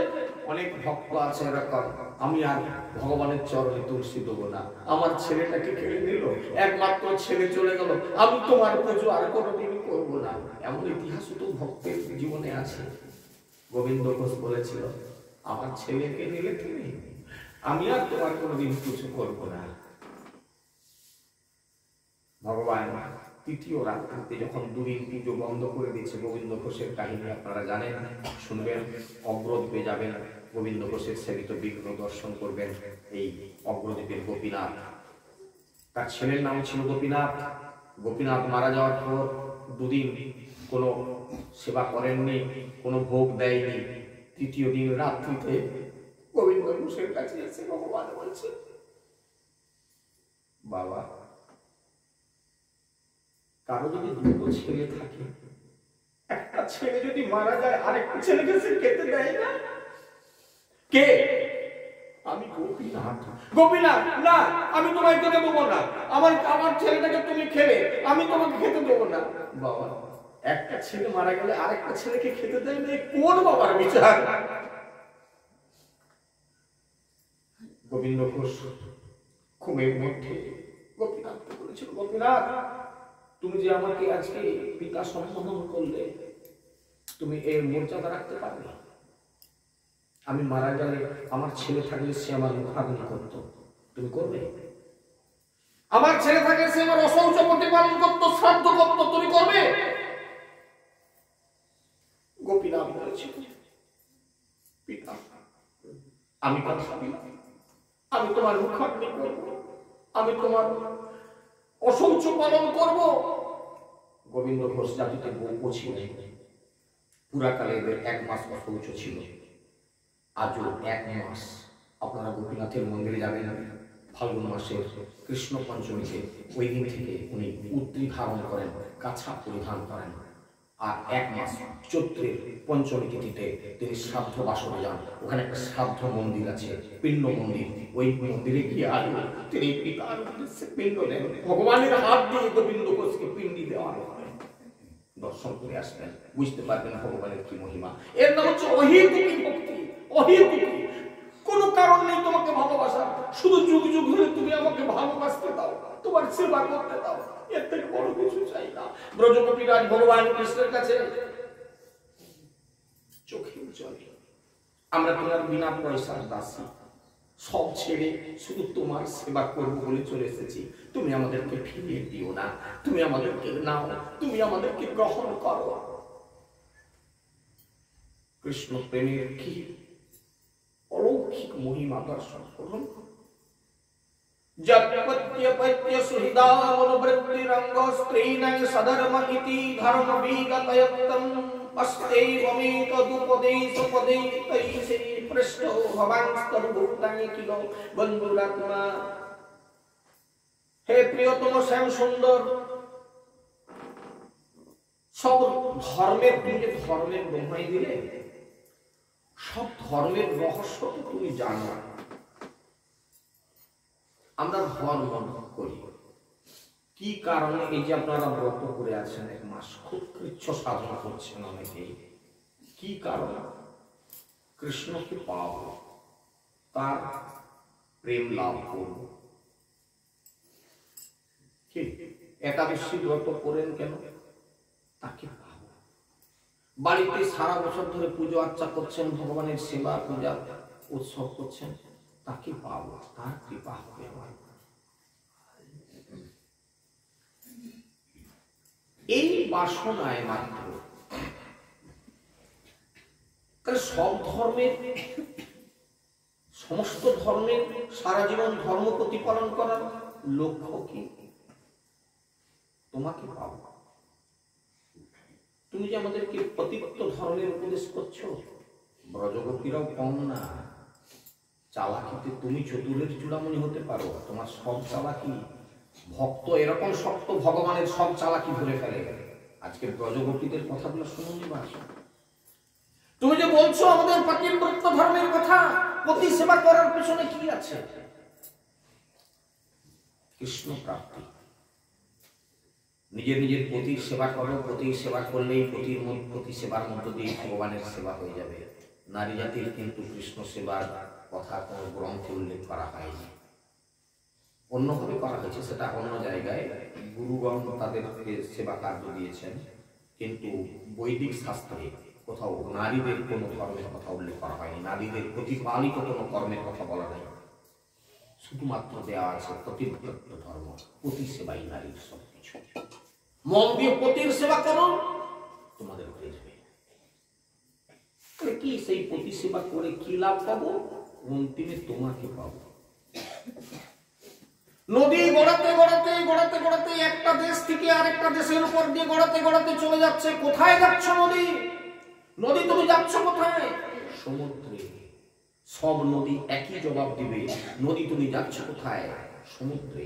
ওই পরমাত্মা রূপ সমুদ্রে পড়ে যাবার পর আর ফিরে যাবার যেমন কোনো প্রশ্ন ওঠে না। সমস্ত নদী গড়িয়ে যাবার লক্ষ্যই হচ্ছে সেই পরমাত্মা সাগরে পড়া। তো আমরা তো তোমাকেই পেয়ে গেছি, তুমি বড় কায়দা পালানো না? সেই পরমাত্মা সাগরে আমরা এসে গেছি। এখান থেকে আর নতুন করে তুমি আমাদেরকে কি প্রতিব্রত ধর্ম শেখাবে? এই ব্রজগোপীরা তেড়ে ধরেছে। তুমি আমাদেরকে ফিরে যেতে যে বলছো, পতি সেবা করার লক্ষ্য তো একটা, সেটা হচ্ছে তোমাকে পাওয়া। জগতে ধর্মকর্ম করার লক্ষ্য তো একই, ব্রত করবার লক্ষ্য তো তুমি। তো আমরা তো তোমাকে পেয়ে গেছি, তোমার কাছে এসে উপস্থিত হয়ে গেছি। আর কোন ধর্ম আমাদেরকে টেনে রাখবে? সব ধর্মের তো আমরা ফল পেয়ে গেছি। কৃষ্ণ প্রাপ্তিতে সব ফল প্রাপ্তি হয়ে যায়। তা আর কি আমাদের ধর্ম আছে? আমাদের আর কোনো ধর্ম নাই। কুর্বন্তি হি তৈরতে কুশলাস আত্মানাং নিত্য প্রিয়ে পতি সুতাদি বিরাটি দৈকিব তন্ন প্রসীদ পরমেশ্বর মাসমচিন্দ আসংহিতাং তৈ চিদা চিরাদরণে বিন্দু নেত্র। আর সেই জন্যই শাস্ত্রের তথা সাধন পথের রহস্য জানেন সেই মহাপুরুষগণ। নিত্য প্রিয়, নিত্যকালের প্রেমিক। তুমি ছাড়া এই পৃথিবীতে যা কিছু হোক, সে পতি পুত্র বা অন্য যে শেষ পর্যন্ত যে দুঃখ ছাড়া কিছুই দেয় না, কি হবে আমাদের সেই সময়? আমাদের প্রয়োজন একমাত্র তোমাকে, তোমার প্রসন্নতা। তাই তো প্রার্থনা করছি তোমার কাছে, হে পরমেশ্বর, প্রসন্ন হও আমাদের প্রতি। তোমাকে ঘিরে আমাদের, তোমাকে নিয়ে আমরা দীর্ঘকাল ধরে মনের নৃত্যে যে অন্তরে যে পোষণ পালন করেছি, ও কমল নয়ন, আজ নির্মম ভাবে সেই আশালতাটিকে তুমি ছিন্ন করে দিও না। চিত্তং সুখেন ভবতাপহিতং গৃহেষু জন্মে বিশত্তুত করবার বিকৃজ্য কৃত্যে পদং পদং ন চল তস্তব পাদমূলাদ জান কথং ব্রজমথো করবামকিংবা। এতদিন তো আমাদের চিত্ত গৃহ সংসারে নিবিষ্ট ছিল, আর সেই জন্যই আমাদের হাত গৃহ কর্মেই রত থাকতো। আমরা বেশ সুখেই ছিলাম, ঘর সংসার নেই, মিথ্যা কথা নয়, আমরা তো বেশ সুখে ছিলাম। কিন্তু তুমি যে কেমন করে বিনা আয়াসেই আমাদের চিত্তকে হরণ করে নিলে তা বলতেও পারবো না। তার ফলে আমাদের পৃথিবী গেল পাল্টে, আমাদের কাজকর্ম গেল পাল্টে। আমরা তো সংসার নিয়েই ছিলাম, কিন্তু এখন আমরা যে জেনেছি যে শুধুমাত্র আমাদের মন কেড়ে নেওয়া তুমি যথার্থ সুখ স্বরূপ, কাজেই সেই তোমাকে ছেড়ে, তোমার চরণ মূলের আশ্রয় ছেড়ে আমরা কোন খেলা ঘরের ঠুনকো সুখের লোভে আমরা যাবো সেখানে ঠুনকো লোভ। কৃষ্ণ ভজন ছেড়ে যারা এই সংসারের মোহে আবদ্ধ, তারা তো খেলা ঘরের ঠুনকো সুখের লোভ ভেঙে যাবে, এইমাত্র খেলা ঘর ভেঙে যাবে। অনেক সুখে আছি, একদিন এমন একটা স্বামী স্ত্রীর মধ্যে কলহ বাঁধলো, ও বলে আমি আর তোমার সংসারে থাকবো না, ও আমার নামে একটা কেস ঠুকে দিয়ে ও বাপের বাড়ি চলে গেল। ব্যাস, অনেক সুখের ঘর তাসের ঘরের মতো ভেঙে গেল। আমরা তো জানি তোমার চরণ তল স্পর্শের সৌভাগ্য স্বয়ং লক্ষ্মী দেবীরও একান্ত ঈপ্সিত। ক্ষণকালের জন্য তা লাভ করলে তিনি পরম উৎসব বলে মনে করেন। ওগো কমল নয়ন, অবোধ সরল অরণ্য জনের প্রতি তোমার এই যে কি দুর্বদ্ধ পক্ষপাতিত্ব, লক্ষ্মী দুর্লভ সেই চরণ, তুমি আমাদের দিয়ে আমাদের হৃদয়ের যন্ত্রণা দূরীভূত করো। এইভাবে ব্রজগোপীরা ভগবানের কাছে আত্মসমর্পণ করে সবশেষে বলছে, আমরা নারায়ণ স্বরূপকে রক্ষাকর্তা, তেমনি তুমিও এই ব্রজভূমির সমস্ত ভয় সকল দুঃখ হরণকারী। সুতরাং তোমার ওই মঙ্গলময় করকমলের অভয় স্পর্শ আমাদের শরীরে দাও, আমাদের মস্তকে দাও, আমাদের তপ্ত বক্ষে তোমার এই দাসীদের হৃদয়ের জ্বালা শান্ত হোক। হে প্রভু, তুমি সুখদেব ঋষিপাদ বলছেন এইভাবে, ইতি বিক্রমিতাঙ্গে তাসানে সত্তা যোগেশ্বরেশ্বর প্রহস্য সালয়ং গোপীর আত্মা রাম পরিয়মেহ। গোপাঙ্গনাদের এইরকম ব্যথিত ব্যাকুল আত্মনাদে ভরা এই যে ভগবানের চরণে নিজেকে নিবেদন করা, হৃদয়ে ভগবানের হৃদয়ে তখন কৃপার উদ্রেক হলো। এই জায়গায় এসে একটা নালাইন টানবো, প্রত্যেকে এবার চিন্তা করতে থাকুন, কতটা ভগবানকে ভালোবাসলে, কতটা ভগবানকে সমর্পণ করে দিলে ইতি বিক্রমিত তার সুক্তা যোগেশ্বরেশ্বর, সেই যোগেশ্বরগণের ঈশ্বর ভগবান কৃষ্ণ গোপীগণের প্রতি এই আরতি ভরা নিবেদন শ্রবণ করে তার হৃদয়ে করুণার উদ্রেক হলো। এই করুণা কথাটা নিয়ে একটু আমি আপনাদের কাছে বর্ণনা করব। আমরা অনেক সময় আসলে এই করুণা কথাটার অর্থ বুঝি না। করুণা, দয়া, দয়া করুণা সব একসঙ্গে মিশিয়ে ফেলি না। বাবু অন্ধজনে দয়া করো বাবা, একটা টাকা দাও। অন্ধজনে দয়া করো বাবা, একটা টাকা দাও। তো একজন ভদ্রলোক দেখলো ডেলি লোকটা অন্ধ লোক ট্রেনে উঠে একটা টাকা দাও, খালি বলে অন্ধজনে দয়া করো বাবা, এক টাকা দাও। 10টা টাকা দিয়ে দুঃখী মানুষ, আজকে একটু বেশি করে দিয়ে তার দুঃখ মোচন হবে। পরের দিন বাবু আবার অফিস যাচ্ছে, সেই স্টেশনে সে উঠেছে, উঠে পড়ে বলে বাবু অন্ধজনে দয়া করো বাবা, 1 টাকা দাও। বাবু তখন বসে বসে ভাবছে কালকে তোকে 10 টাকা দিলাম, তো 1 টাকা মারতে খালি তোকে 10 টাকা দিলাম, আবার আজকে মারতে আসছে। যদি ওকে জিজ্ঞাসাই করা হয় পরিষ্কার হবে, কালকে যে তোকে 10 টাকা দিলাম তুই আজকে আবার মারতে এসেছিস, বাবু সে কি আর আছে, সেটা শেষ হয়ে গেছে। আপনি তার কি উপকার করলেন? দয়া কি এবার বুঝুন, মন দিয়ে শুনুন, বুঝতে পারবেন দয়াটা কি। দয়ার দানটা ওইরকম অস্থায়ী। করুণা কাকে বলে? করুণা অনর্পিত চরণ চিরাত করুণায়াবতীর্ণ করো সমর্পিত মন্নত জলরসং সভক্তি শ্রিয়াম হরি পুরট সুন্দর দুতি কদম্ব সন্দীপিত সদা হৃদয় কন্দরে স্ফুরত শ্রী সচিনন্দন। অনর্পিত চরণ চিরাত, অনেক যুগ কেটে গেছে, যুগে যুগে ভগবান এসেছেন চলে গেছেন, অনর্পিত কোনদিন সেই বস্তু দেওয়া হয়নি, সেই বস্তুটা কোনদিন দেওয়া হয়নি। অনর্পিত চরিম চিরাগ করুণায়াবতীর্ণ করো।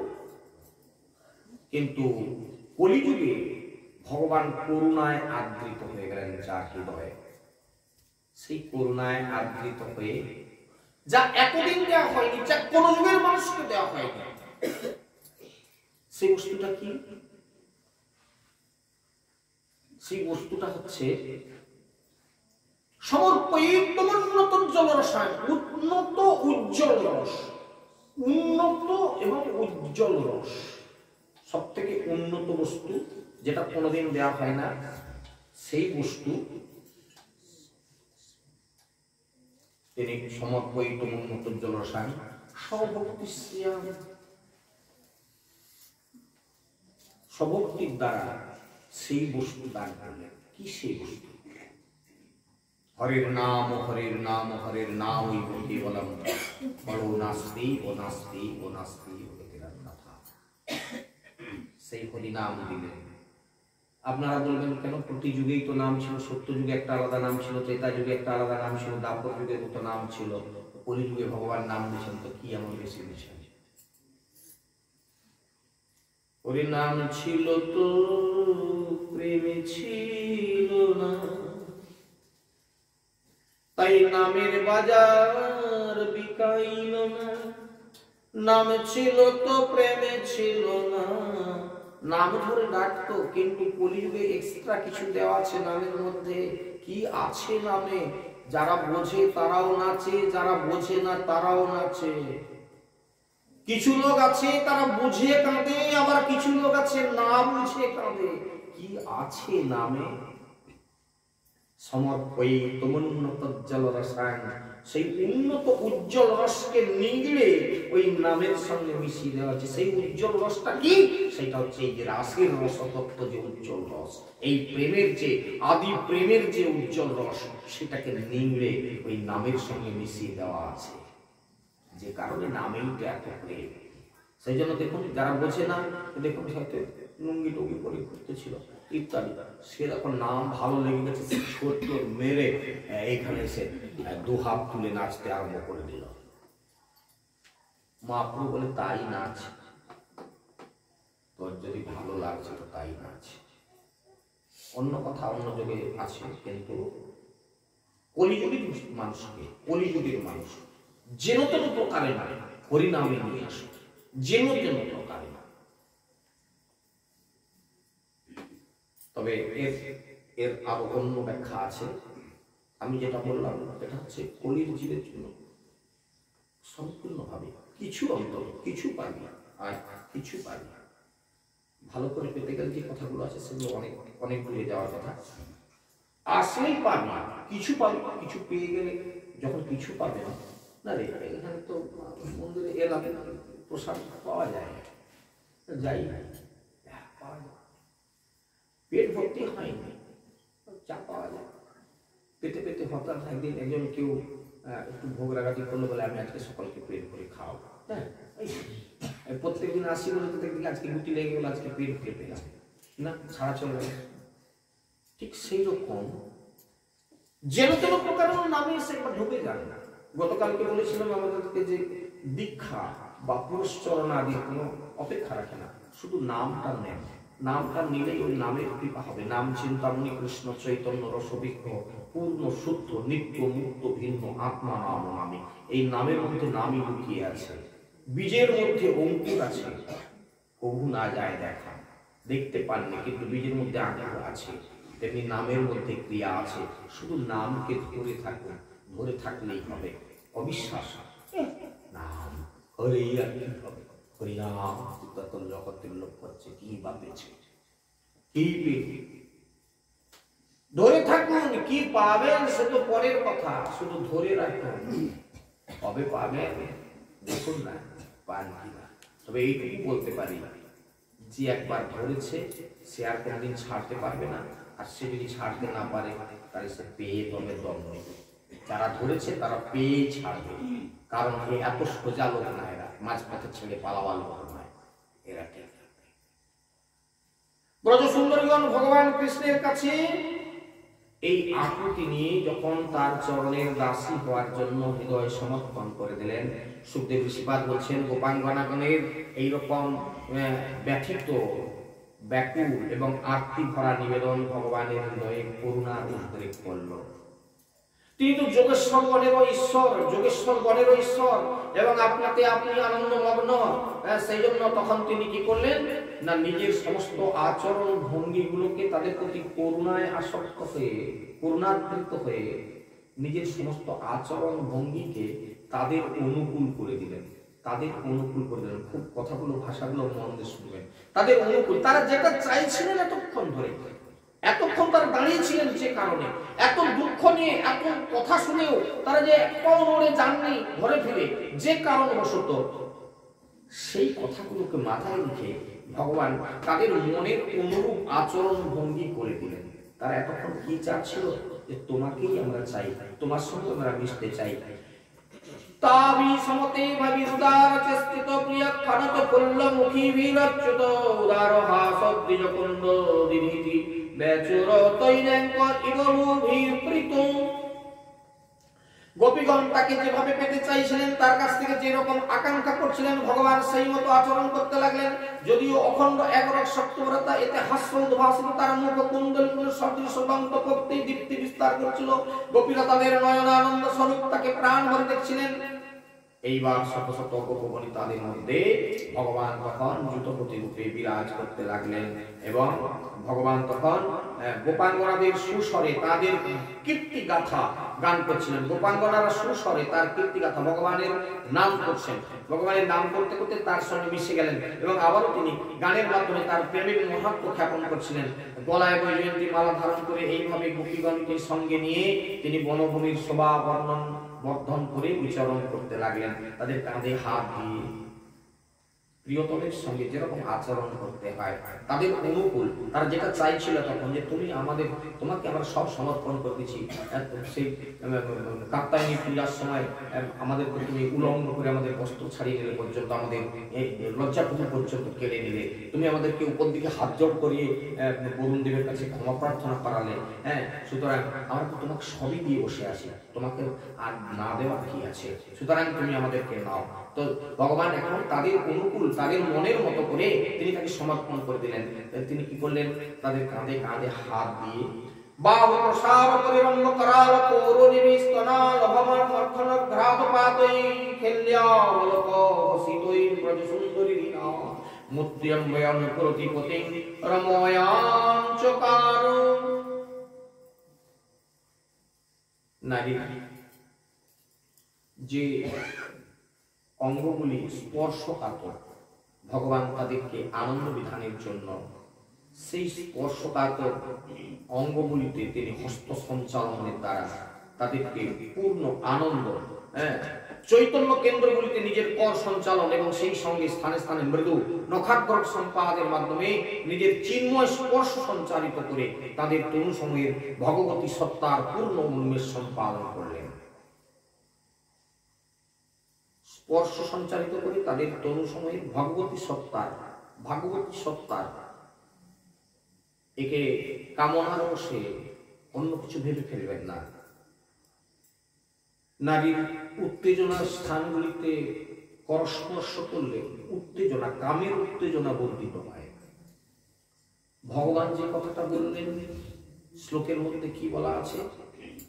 মুত্তম ভয়ং রতিপতিং রময়াঞ্চকার, অপ্রাকৃত অনঙ্গ চেতনা, অপ্রাকৃত অনঙ্গ। এই কামটা জড়জাগতিক কাম নয়, এই প্রাকৃত কাম নয়।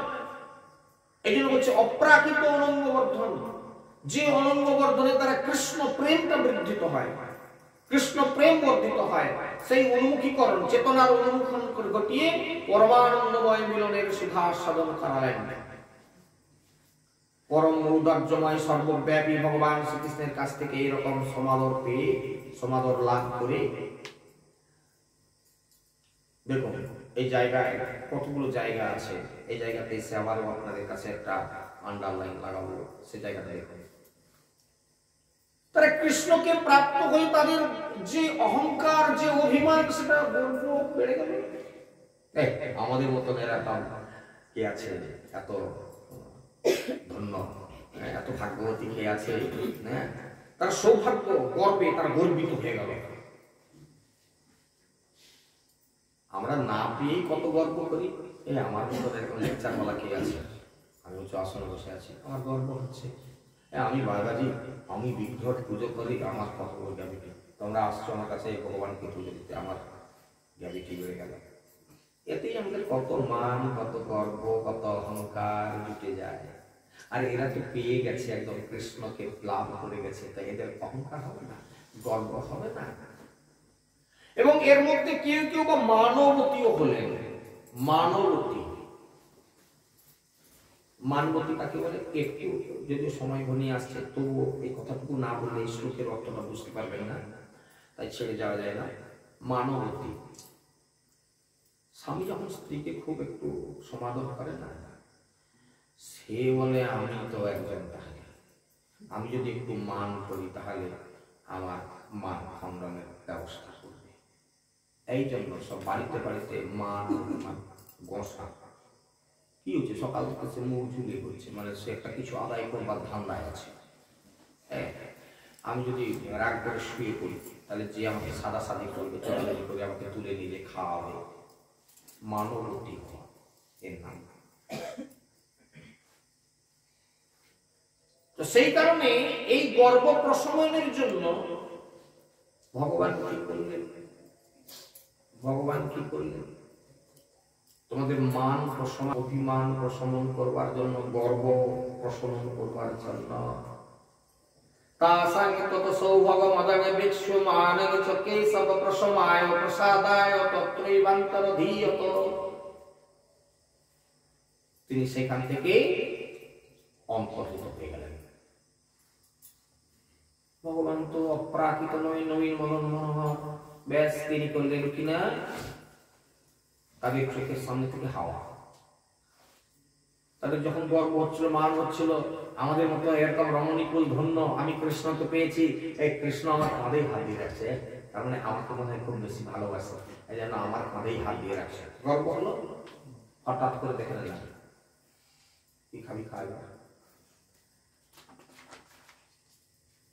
সুখদেব বিশ্বনাথ বলছেন, মহারাজ পরীক্ষিত অন্তর্হিতে ভগবতী সহসৈব ব্রজাঙ্গনা অপপ্যাংশ্চমশ্চক্ষানা পরিঞ্জয় বজুতপম। ভগবান এইভাবে সহসা যখন অন্তর্হিত হয়ে গেলেন, ব্রজাঙ্গনার সেই যুদ্ধপতি গজরাজকে হারিয়ে যখন হস্তিনীদের যেরকম অবস্থা হয়, যুদ্ধপতিকে হারিয়ে সেই রকম শোচনীয় অবস্থা প্রাপ্ত হলেন। তাকে দেখতে না পেয়ে তার তখন বিরহ জ্বালায় দগ্ধ হতে লাগলেন। বিরহ কখন আসে? উজ্জ্বল নীলমণি যদি গ্রন্থ পড়েন তাহলে এই জায়গাগুলো স্টেজ বাই স্টেজ বুঝতে পারবেন। প্রথম হচ্ছে সোহাগ, সোহাগের পর্বে আসবে মান, মানের পরেই আসবে বিরহ। এই সিঁড়িগুলো না জানলে সংসারে খুব অসুবিধা। এই জন্য এইসব পড়াশোনার দরকার নাই, খালি ঘর সংসার বেঁধে ফেললেই হলো, এত সোজা কথা না। এই জায়গাগুলোকে জানতে হবে, সংসারে জানার জায়গা দেখতে হবে। সেগুলো পরপর আসবে। যখনই গর্ব হবে তখন মান হবে, মানের পরেই তোমাদেরকে বিরহ সহ্য করতে হবে। তুমি তো মান করে থাকলে 3 দিন ভাত খাও, তোমাকে তুলতে যেও তুমি আমার কথা শুনলে, তুমি তাহলে থাকো, আমি বরং ব্যাগ বলি। তারপর দিন থেকে কাঁদবে কে? দেখুন কথাগুলো জীবনের সঙ্গে ভাগবতের সঙ্গে মিলিয়ে নেয়। তোমাকে 3 দিন সাদাসাদি করলাম, তুমি যখন আমার সঙ্গে কথা বলবে না, রাগ করে থাকবে, তাহলে তুমি থাকবো, আমি বৃন্দাবনের দিকে চলে যাই। পরের দিন সকাল থেকে এবার কাঁদবেটাকে। এটা প্রাকৃত উদাহরণ দিয়ে ফেললাম, কিন্তু এবার আবার আপনারা গ্রন্থের মধ্যে চলে আসুন। গত্যানুরাগস্মিতা বিভ্রমক্ষিতৈর মনোরমালাপ বিহার বিভ্রমৈ অক্ষিপ্ত চিত্ত প্রমদার মাপতে স্তাস্তা বিচেষ্টয়া জগদ্বিরূতাত্মিকা। ভগবান শ্রীকৃষ্ণের চারুললিত গতি ভঙ্গি, তখন এবার তার বিরহটাকে কিভাবে উপলব্ধি করছে সেই বিরহটা লক্ষ্য করুন। বিরহ স্বামী যখন ছিল তখন এতটা আদর করতো না, একটা কাহিনী, ততটা আদর করতো না। আজকে স্বামী নেই, পুজোর সময় আসছে, ছেলেটাকে জড়িয়ে ধরে বলছে তোর বাবা যদি আমি থাকতো রে, কতদিন আগে থেকে তার কি আনন্দ, তোদের জন্য নতুন জামা কাপড় কিনে দিলে তার কত সুখ হতো। আজ আমি তোদের দুঃখিনী মা, আমার কিছু নাই যে তোদেরকে কিনে দিয়ে রে। কথাটা উপলব্ধি করলেন কি? আমার এই ভাষাটার মধ্যে দিয়ে কিছু তোর বাবা যেখানে ছিল সেইটাও করতো, আমি দিতে পারছি না। বিরহটাকে লক্ষ্য করুন, কি কে লক্ষ্য করে তার বিরহ। এরকম একদিন ছিল, সেদিন সে করতো, আজকে তোর বাবা নেই, আমি কিছু দিতে পারছি না। একই জায়গায় এবার চলে আসলে প্রাকৃত জগতের উদাহরণ দিয়ে দিলাম। কৃষ্ণ ছেড়ে চলে যাওয়ার পর তাদের যে বিরহ, সেই বিরহকে কিভাবে তারা সহ্য করবেন, সেই বিরহের সঙ্গে তারা কি করে লড়াই করবেন। এর জায়গাটা হচ্ছে স্মৃতি। কি স্মৃতি? কৃষ্ণ স্মৃতি। তার যে লীলা ভঙ্গিমা, ছোটবেলা থেকে যে লীলাগুলো করেছেন ব্রজগোপীরা, তখন কি করলেন? তাকে স্মরণ করার জন্য, সেই বিরহকে চাপা দেওয়ার জন্য, সেই বিরহে তাদের কঠিন ক্রন্দনকে চেপে রাখার জন্য ভগবান কৃষ্ণের অনুকরণ করে তার সেই লীলাগুলিকে স্মরণ করতে লাগলেন। এক গোপী সেই ছোটবেলায় পুতনা স্তন দিতে গিয়েছিল না কৃষ্ণকে, কৃষ্ণ তার প্রাণ কেড়ে নিল। এক গোপী পুতনা সাজলেন, আরেক গোপী কৃষ্ণ হয়ে তার স্তন পান করতে গেলেন। এই লীলা অভিনয় করছে তারা। এর মাধ্যম দিয়ে কৃষ্ণের লীলাগুলোকে আস্বাদন করার মাধ্যমে তার স্মৃতিটাকে নিয়ে তারা বেঁচে থাকবার চেষ্টা করলেন। কেউ কেউ গিয়ে সেই বকাসুর ধেনুকাসুর যেভাবে তাদের সঙ্গে আচরণ করেছিল, আমি রাখাল, আমি সবাই আমার গরুপাল, তখন সেই গোপীরা সেই এক একজন গোধন হয়ে গেলেন, আর তাদেরকে চড়াতে চড়াতে ভগবান কৃষ্ণ সেই লীলা করতে লাগলেন। সেই তৃণাবর্ত অসুরটা এসেছিল না, কৃষ্ণকে কোলে জড়িয়ে নিয়ে বাতাস দিয়ে, ঘূর্ণি বাতাসের সঙ্গে উপরে তুলে নিয়ে চলে গেছিল। সেইখান থেকে যখন পড়ে গেল কৃষ্ণ, সে দম করে পড়ে গিয়ে মারা গেল, তার মুখের উপরে কৃষ্ণ খেলা করছে। এক গোপী সেই তৃণাবর্তের ভূমিকায় অভিনয় করছে, আরেকজন কৃষ্ণের ভূমিকায় অভিনয় করছে। আপনাদের মনে আছে যে গোবর্ধন লীলাতে ভগবান কৃষ্ণ কি করেছিলেন না, ব্রজবাসীকে রক্ষা করবার জন্য সেই গোবর্ধন পর্বতকে তুলে ধারণ করেছিলেন 7 দিন ধরে, আর তার তলায় এসে গো শকটা আদি নিয়ে ব্রজবাসীরা নিরুদ্বেগে সেখানে ঝড়-ঝাপটা থেকে মুক্তি লাভ করেছিলেন। সেই অভিনয় করতে গিয়ে এক ব্রজগোপী বলছেন, অরে কোনো চিন্তা নাই, ব্রজবাসীগণ তোমরা সবাই চলে এসো, আমি এই দেখো গোবর্ধন বলে সে তো আর পাহাড় তুলতে পারে না। সে করছে কিনা তার উড়নিকে এরকম ধরে নিয়ে এরকম আঙুলে করে এরকম তুলে দিয়ে বলছে, আমি গোবর্ধন পর্বতকে ধারণ করছি, তোরা আমার এই পর্বতের তলায় সব ঢুকে যা, আর ইন্দ্র তোদের কিছু করতে পারবে না। এইভাবে তারা লীলা অভিনয়ের মধ্য দিয়ে ভগবান কৃষ্ণের সেই বিরহকে তারা ঢাকতে চেষ্টা করলেন। বিরহ চলুক, যত বিরহ হবে তত আনন্দ বাড়বে, মান যতদিন বেশি হবে তবে মিলনের আনন্দ, সেই মিলনের আনন্দে আগামীতে আবার ফিরে আসবো। এই লীলা নিয়ে আজকে এই পর্যন্ত বিশ্রাম করি। এখান থেকে